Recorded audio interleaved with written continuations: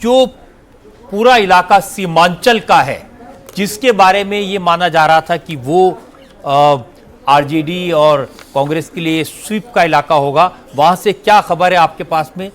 कौन सी सीटें किसको जा रही हैं?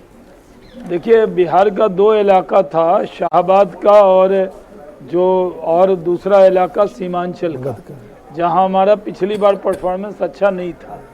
इस बार जो सीमांचल से भी खबर आ रही है वो आपके स्क्रीन पे भी मैं देख रहा हूं, और ऐसे भी मैंने पूछा है और इलेक्शन कमीशन की साइट भी देख रहा हूं, तो सीमांचल उम्मीद के मुताबिक परफॉर्म कर रहा है। यानी कटिहार में भी हम सिर्फ 2 सीट पे पीछे हैं, 4 पे आगे हैं। उस तरह पूर्णिया में भी हम करीब करीब सब सीटों पर आगे हैं। उसी तरह किशनगंज और अररिया में भी हम अच्छा परफॉर्म कर रहे हैं।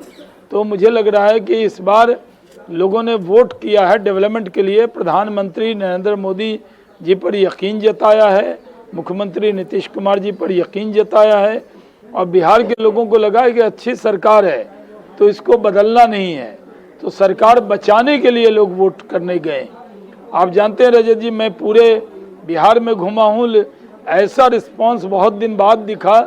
यानी लोकसभा में तो दिख रहा था, इस बार तो ऐसा ज़बरदस्त रिस्पांस था।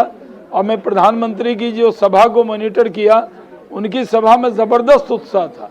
वो भागलपुर आए, अररिया आए, सीमांचल में कटिहार गए, और सब जगह पूर्णिया पहले बहुत बड़ी रैली की थी। इतनी बड़ी तादाद आती थी कि सोचा नहीं जा सकता था। तो प्रधानमंत्री पर बहुत ज़्यादा यकीन बिहार के लोगों का है, और नीतीश कुमार जी के काम पर भी विश्वास है। तो ये जो जोड़ी थी, ये ज़बरदस्त जोड़ी थी, इसके सामने महागठबंधन फेल हो गया। वोट अधिकार यात्रा में उन्होंने एक विषय उठाया था, सीमांचल में लोगों को डराने का काम किया कि अगर आपका वोट कट जाएगा।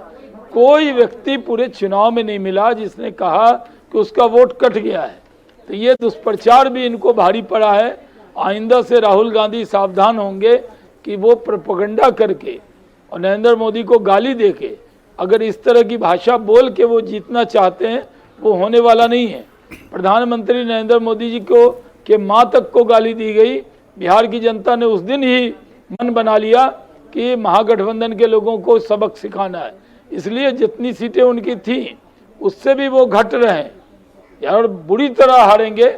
मुझे लगता है कि अब तो शुरुआती रुझान नहीं है, अभी तो कई राउंड की गिनती हो गई, और उसमें साफ इंडिया टीवी सुबह से मैं देख रहा हूँ, और देख रहा हूँ कि अभी अच्छी खबर है।